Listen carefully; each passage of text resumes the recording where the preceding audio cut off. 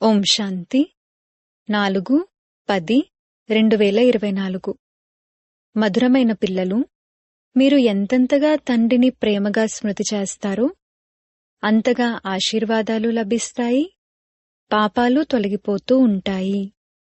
ప్రశ్న: తండ్రి పిల్లలకు ఏ ధర్మంలో స్థితులయ్యే మతాన్ని ఇస్తారు? జవాబు: బాబా అంటారు, పిల్లలు, మీరు మీ విచిత్రత యొక్క ధర్మంలో స్థితులవ్వండి, చిత్రం యొక్క ధర్మంలో కాదు. ఏ విధంగా తండ్రి విదేహి విచిత్రుడు, అదేవిధంగా పిల్లలు కూడా విచిత్రులే. ఆ తర్వాత ఇక్కడకు చిత్రంలోకి, శరీరంలోకి వస్తారు. ఇప్పుడు తండ్రి పిల్లలకు చెప్తారు, పిల్లలు విచిత్రులుగా అవ్వండి, మీ స్వధర్మంలో స్థితులవ్వండి, దేహాభిమానంలోకి రాకండి. రెండవ ప్రశ్న: భగవంతుడు కూడా డ్రామానుసారంగా ఏ విషయానికి బంధింపబడి ఉన్నారు? జవాబు: డ్రామానుసారంగా పిల్లలను పతితుల నుండి పావనులుగా తయారు చేయడానికి భగవంతుడు కూడా బంధింపబడి ఉన్నారు. వారు పురుషోత్తమ సంగమయుగంలో రావలసిందే. ఓం శాంతి. తండ్రి కూర్చుని ఆత్మిక పిల్లలకు అర్థం చేయిస్తారు. ఓం శాంతి అని అన్నప్పుడు ఆత్మకు తన స్వధర్మం యొక్క పరిచయాన్ని ఇవ్వడం జరుగుతుంది. కావున తప్పకుండా తండ్రి కూడా స్వతహాగా గుర్తుకొస్తారు. ఎందుకంటే మనుష్యులు ప్రతి ఒక్కరూ భగవంతుణ్ణే స్మృతి చేస్తారు. కాని భగవంతుని పూర్తి పరిచయం లేదు. భగవంతుడు తమ పరిచయాన్ని మరియు ఆత్మ యొక్క పరిచయాన్ని ఇవ్వడానికే వస్తారు. పతిత పావనుడు అని భగవంతుణ్ణే అంటారు. పతితుల నుండి పావనులుగా తయారు చేయడానికి భగవంతుడు కూడా డ్రామానుసారంగా బంధింపబడి ఉన్నారు. వారు కూడా పురుషోత్తమ సంగమయుగంలోనే రావలసి ఉంటుంది. సంగమయుగం గురించి అర్థం చేయిస్తారు కూడా. పాత ప్రపంచం మరియు కొత్త ప్రపంచం మధ్యలోనే తండ్రి వస్తారు. పాత ప్రపంచాన్ని మృత్యులోకమని, కొత్త ప్రపంచాన్ని అమరలోకమని అంటారు. మీరు ఇది కూడా అర్థం చేసుకుంటారు. మృత్యులోకంలో ఆయువు తక్కువగా ఉంటుంది, అకాల మరణాలు సంభవిస్తూ ఉంటాయి. అదేమో అమరలోకము, అక్కడ అకాల మరణాలు సంభవించవు. ఎందుకంటే పవిత్రంగా ఉంటారు. అపవిత్రత వలన వ్యభిచారులుగా అవుతారు మరియు ఆయువు కూడా తగ్గిపోతుంది, శక్తి కూడా తగ్గిపోతుంది. సత్యుగంలో పవిత్రంగా ఉన్న కారణంగా అవ్యభిచారులుగా ఉంటారు, శక్తి కూడా ఎక్కువగా ఉంటుంది. శక్తి లేకుండా రాజ్యాన్ని ఎలా పొందగలిగారు? తప్పకుండా తండ్రి నుండి వారు ఆశీర్వాదాలను తీసుకుని ఉంటారు. తండ్రి సర్వశక్తివంతుడు. మరి వారు ఆశీర్వాదాలను ఎలా తీసుకుని ఉంటారు? తండ్రి అంటారు, నన్ను స్మృతి చేయండి. కావున ఎవరైతే ఎక్కువగా స్మృతి చేసి ఉంటారో వారే ఆశీర్వాదాలు తీసుకుని ఉంటారు. ఆశీర్వాదాలు అనేవి అడిగి తీసుకునేవి కావు, ఇవి కృషితో పొందేటువంటివి. ఎంతెక్కువగా స్మృతి చేస్తారో అంత ఎక్కువగా ఆశీర్వాదాలు లభిస్తాయి, అనగా ఉన్నత పదవి లభిస్తుంది. స్మృతే చేయకపోతే ఆశీర్వాదాలు కూడా లభించవు. లౌకిక తండ్రి తన పిల్లలకు ఎప్పుడైనా నన్ను స్మృతి చేయండి అని చెప్తారా? వారు చిన్నతనం నుండి తమకు తామే అమ్మా నాన్న అని అంటూ ఉంటారు. ఇంద్రియాలు చిన్నగా ఉంటాయి. పెద్ద పిల్లలు ఇలా నాన్న నాన్న, అమ్మా అమ్మా అని అనరు. వారి బుద్ధిలో వీరు మా తల్లిదండ్రులు, వీరి నుండి ఈ వారసత్వం లభించనున్నది అని ఉంటుంది. ఇలా అనవలసిన లేక తలుచుకోవాల్సిన అవసరం ఉండదు. ఇక్కడైతే తండ్రి అంటారు, నన్ను మరియు వారసత్వాన్ని స్మృతి చేయండి. హద్దులోని సంబంధాలను వదిలి ఇప్పుడు అనంతమైన సంబంధాన్ని స్మృతి చెయ్యాలి. మాకు గతి లభించాలి అని మనుష్యులందరూ కోరుకుంటారు. గతి అని ముక్తిధామాన్ని అంటారు. మళ్లీ సుఖధామంలోకి రావడాన్ని సద్గతి అని అంటారు. ఎవరు వచ్చినా మొట్టమొదట తప్పకుండా సుఖాన్ని పొందుతారు. తండ్రి సుఖాన్ని ఇవ్వడానికే వస్తారు. తప్పకుండా ఏదో కష్టతరమైన విషయముంది, కావుననే దీనిని ఉన్నతమైన చదువు అని అంటారు. చదువు ఎంత ఉన్నతంగా ఉంటుందో అంత కష్టంగా కూడా ఉంటుంది. అందరూ అయితే పాస్ అవ్వలేరు. అన్నింటికన్నా పెద్ద పరీక్షను చాలా తక్కువ మంది విద్యార్థులే పాస్ అవుతారు. ఎందుకంటే పెద్ద పరీక్ష పాసైతే ప్రభుత్వము, జీతము, ఉద్యోగం కూడా ఎక్కువగా ఇవ్వాల్సి ఉంటుంది కదా. కొందరు విద్యార్థులు పెద్ద పరీక్షను పాసైన తర్వాత కూడా ఊరికే అలా కూర్చుని ఉంటారు. ప్రభుత్వము ఎక్కువ జీతం ఇవ్వడానికి వారి వద్ద అంత ధనం లేదు. ఇక్కడ తండ్రి అంటారు, ఎంత ఉన్నతంగా చదువుకుంటారో అంత ఉన్నతమైన పదవిని పొందుతారు. అలాగని అందరూ రాజులుగా లేక షావుకార్లుగా అవుతారని కూడా కాదు. మొత్తమంతా చదువుపైన ఆధారపడి ఉంది. భక్తిని చదువు అని అనరు. ఇది ఆత్మీక జ్ఞానము. దీనిని ఆత్మీక తండ్రి చదివిస్తారు. ఇది ఎంత ఉన్నతమైన చదువు! పిల్లలకు ఇది కష్టమనిపిస్తుంది. ఎందుకంటే తండ్రిని స్మృతి చెయ్యరు. కావున క్యారెక్టర్స్ కూడా బాగుపడవు. ఎవరైతే బాగా స్మృతి చేస్తారో వారి క్యారెక్టర్స్ కూడా బాగవుతూ ఉంటాయి. వారు చాలా చాలా మధురంగా, సేవాదారులుగా అవుతూ ఉంటారు. క్యారెక్టర్స్ మంచిగా లేకపోతే ఎవరికీ ఇష్టమనిపించరు కూడా. ఎవరైతే ఫెయిల్ అవుతారో తప్పకుండా వారి క్యారెక్టర్లో తేడా ఉన్నట్లు.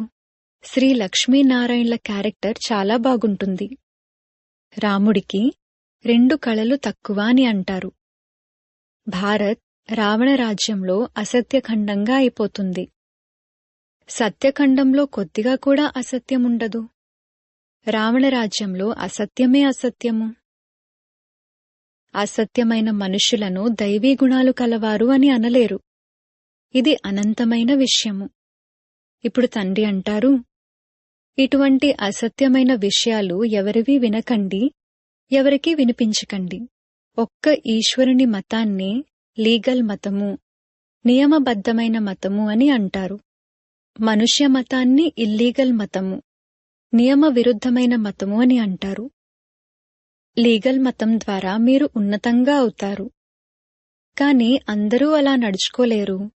కావున నియమ విరుద్ధంగా అయిపోతారు. కొందరు, బాబా, మేము ఇన్ని సంవత్సరాలు నియమ విరుద్ధమైన పనులు చేశాము, ఇప్పుడిక చేయము అని తండ్రితో ప్రతిజ్ఞ చేస్తారు. అన్నింటికన్నా నియమ విరుద్ధమైనది కామ వికారం యొక్క భూతము. దేహాభిమానం యొక్క భూతమైతే అందరిలోనూ ఉండనే ఉంది. మాయావి పురుషులలో దేహాభిమానమే ఉంటుంది. తండ్రి అయితే విదేహి, విచిత్రుడు. కావున పిల్లలు కూడా విచిత్రులే.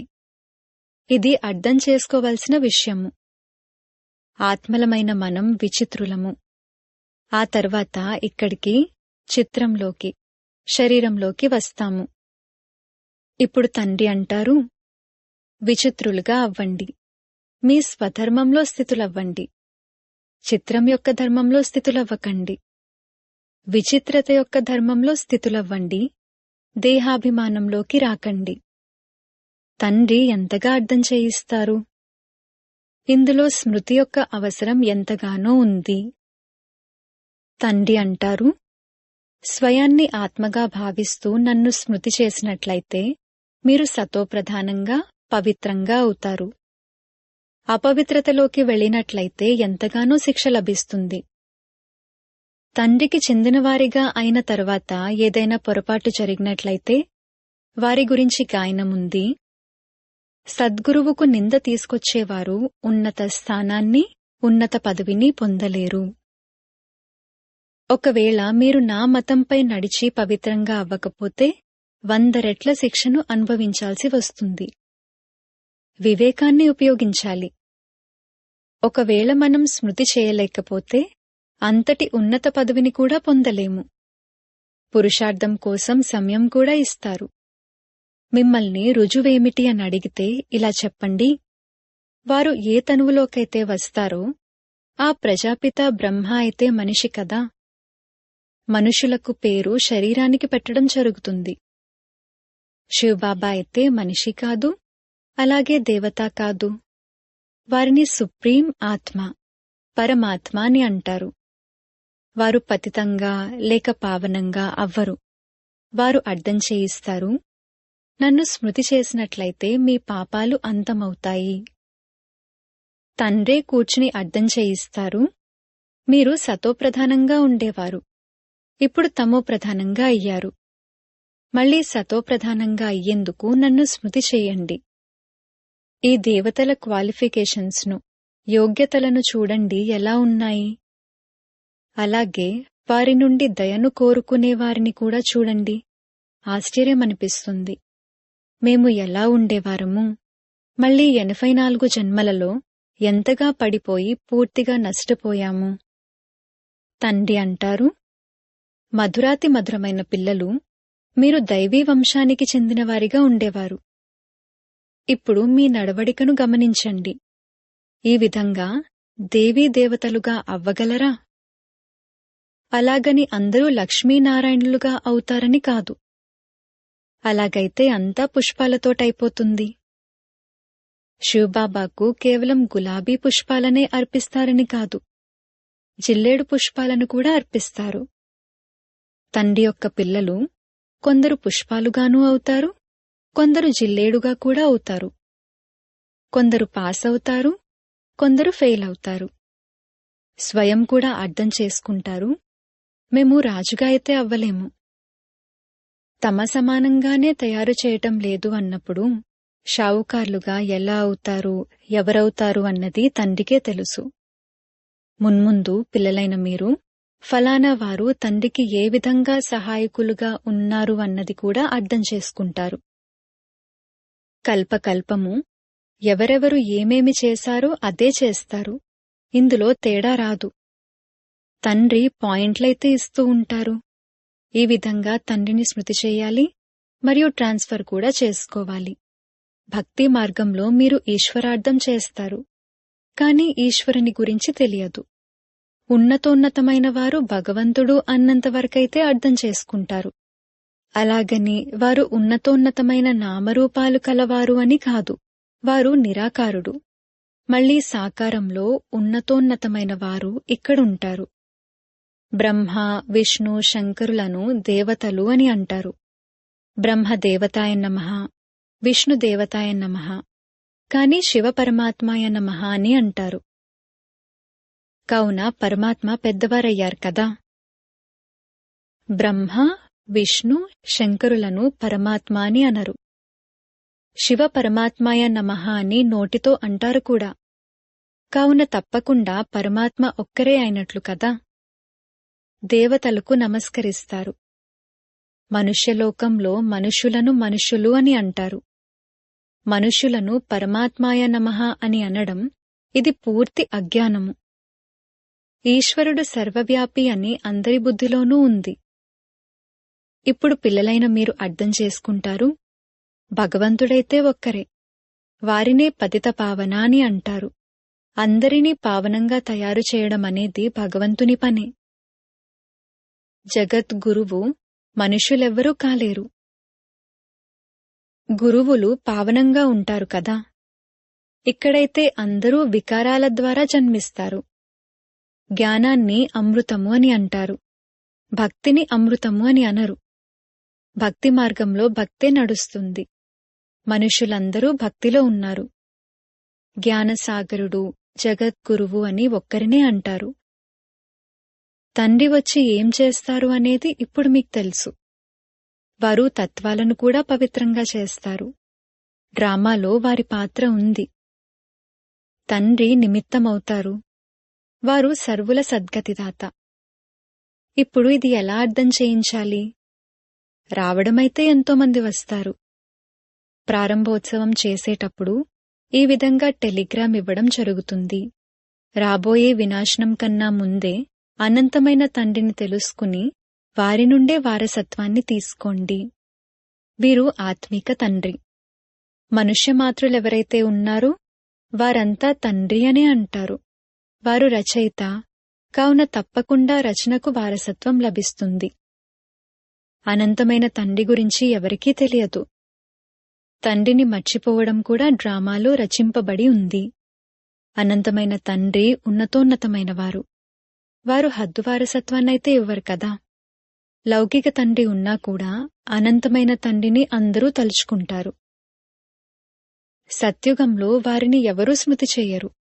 ఎందుకంటే అక్కడ అనంతమైన సుఖపు వారసత్వం లభించి ఉంది. ఇప్పుడు మీరు తండ్రిని స్మృతి చేస్తారు. ఆత్మే స్మృతి చేస్తుంది. మళ్ళీ ఆత్మలు స్వయాన్ని, తమ తండ్రిని, అలాగే డ్రామాను మర్చిపోతారు.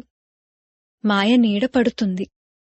సతోప్రధాన బుద్ధి మళ్లీ తమోప్రధానంగా తప్పకుండా అవుతుంది. కొత్త ప్రపంచంలో దేవీ దేవతలు సతోప్రధానంగా ఉండేవారు అన్నది స్మృతిలోకి వస్తుంది. ఇది ఎవ్వరికీ కూడా తెలియదు. ప్రపంచమే సతోప్రధానంగా బంగారు యుగంగా అవుతుంది. దానిని న్యూ వరల్డ్, కొత్త ప్రపంచము అని అంటారు. ఇది ఇనుప యుగపు ప్రపంచము. ఈ విషయాలన్నింటినీ తండ్రే వచ్చి పిల్లలకు అర్థం చేయిస్తారు. కల్పకల్పము మీరు పురుషార్థమనుసారంగా ఏ వారసత్వమునైతే తీసుకుంటారో అదే లభించనున్నది. మేము ఇలా ఉండేవారము, మళ్లీ ఇలా కిందకు వచ్చేశాము అని మీకు కూడా ఇప్పుడే తెలిసింది. ఈ విధంగా జరుగుతుంది అని తండ్రే తెలియజేస్తారు. కొంతమంది మేము ఎంతో ప్రయత్నిస్తున్నాము, కాని స్మృతి నిలవటం లేదు అని అంటారు. ఇందులో తండ్రి లేక టీచర్ ఏం చేస్తారు? ఎవరైనా చదవకపోతే టీచర్ ఏం చేస్తారు? టీచర్ ఆశీర్వదించినట్లయితే అందరూ పాస్ అయిపోతారు. చదువులో వ్యత్యాసమైతే ఎంతో ఉంటుంది. ఇది పూర్తిగా కొత్త చదువు. ఇక్కడ మీ వద్దకు చాలా వరకు పేదవారు, దుఃఖంలో ఉన్నవారే వస్తారు. షావుకార్లు రారు. దుఃఖితులుగా ఉన్నారు, అందుకే వస్తారు. షావుకార్లు మేమైతే స్వర్గంలో కూర్చున్నాము అని భావిస్తారు.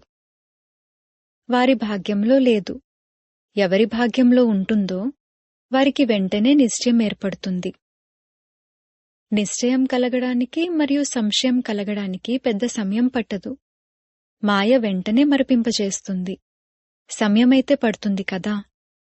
ఇందులో తికమక పడాల్సిన అవసరం లేదు. తమపై తాము దయ చూపించుకోవాలి. శ్రీమతమైతే లభిస్తూ ఉంటుంది. ఎంత సహజంగా తండ్రి తెలియజేస్తారు. స్వయాన్ని ఆత్మగా భావిస్తూ నన్ను స్మృతి చేయండి. మీకు తెలుసు, ఇది మృత్యులోకము, అది అమరలోకము. అక్కడ అకాల మరణాలు సంభవించవు. క్లాస్లో విద్యార్థులు నంబర్వారుగా కూర్చుంటారు కదా. ఇది కూడా స్కూల్ కదా. మీ వద్ద నంబర్వారుగా చురుకైన పిల్లలు ఎవరెవరు అని బ్రాహ్మణిని అడగడం జరుగుతుంది. ఎవరైతే బాగా చదువుతారో వారు కుడివైపు ఉండాలి. రైట్ హ్యాండ్, కుడి చేతికి మహత్వం ఉంటుంది కదా. పూజ మొదలైనవి కూడా కుడి చేత్తోనే చేయడం జరుగుతుంది. సత్యుగంలో ఏముంటుంది అని పిల్లలు ఆలోచిస్తూ ఉండాలి. సత్యుగం గుర్తున్నట్లయితే సత్యమైన బాబా కూడా గుర్తుంటారు. బాబా మనల్ని సత్యుగానికి యజమానులుగా తయారు చేస్తారు. మనకు ఈ రాజ్యం ఎలా లభిస్తుంది అన్నది అక్కడ తెలియదు. అందుకే బాబా అంటారు, ఈ లక్ష్మీనారాయణులలో కూడా ఈ జ్ఞానం లేదు. తండ్రి ప్రతి విషయాన్ని మంచి రీతిలో అర్థం చేయిస్తూ ఉంటారు. కల్పకృతం వారు ఎవరైతే అర్థం చేసుకున్నారో వారే తప్పకుండా అర్థం చేసుకుంటారు. అయినా కూడా పురుషార్థం చేయాల్సి ఉంటుంది కదా. తండ్రి వచ్చేదే చదివించడానికి. ఇది చదువు. ఇందులో ఎంతో వివేకం కావాలి. అచ్చా, మధురాతి మధురమైన సిక్కీలదే పిల్లలకు మాతా పితా బాబ్దాదాల ప్రియ స్మృతులు మరియు గుడ్ మార్నింగ్. ఆత్మిక పిల్లలకు ఆత్మిక తండ్రి నమస్తే. ధారణ కొరకు ముఖ్యసారము. మొదటి పాయింట్, ఈ ఆత్మిక చదువు చాలా ఉన్నతమైనది మరియు కష్టమైనది. ఇందులో పాస్ అయ్యేందుకు తండ్రి స్మృతితో ఆశీర్వాదాలను తీసుకోవాలి. మీ క్యారెక్టర్స్ను తీర్చిదిద్దుకోవాలి. రెండవ పాయింట్, ఇప్పుడు ఎటువంటి ఇల్లీగల్, నియమవిరుద్ధమైన పని చేయకూడదు. విచిత్రులుగా అయ్యి మీ స్వధర్మంలో స్థితులవ్వాలి మరియు విచిత్రుడైన తండ్రి యొక్క లీగల్ మతము, నియమబద్ధమైన మతంపై నడవాలి. వరదానము. తండ్రి యొక్క తోడు ద్వారా పవిత్రతారూపీ స్వధర్మాన్ని సహజంగా పాలన చేసే మాస్టర్ సర్వశక్తివాన్ భవ. ఆత్మ యొక్క స్వధర్మము పవిత్రత, అపవిత్రత అనేది పరధర్మము. స్వధర్మం పట్ల నిశ్చయం ఏర్పడినప్పుడు పరధర్మం మిమ్మల్ని కదిలించలేదు.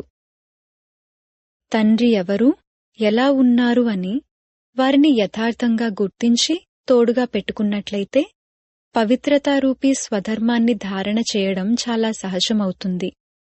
ఎందుకంటే సహచరుడు సర్వశక్తివంతుడు. సర్వశక్తివంతుని పిల్లలైన మాస్టర్ సర్వశక్తివంతుల ఎదురుగా అపవిత్రత రాలేదు. ఒకవేళ సంకల్పంలోనైనా మాయ వచ్చిందంటే తప్పకుండా ఏదో ఒక గేట్ తెరిచి ఉన్నట్లు, అనగా నిశ్చయంలో లోపం ఉన్నట్లు. స్లోగన్: త్రికాలదర్శులు ఏ విషయాన్ని కూడా ఏకకాల దృష్టితో చూడరు. ప్రతి విషయంలో కళ్యాణం ఉందని భావిస్తారు. ఓం శాంతి.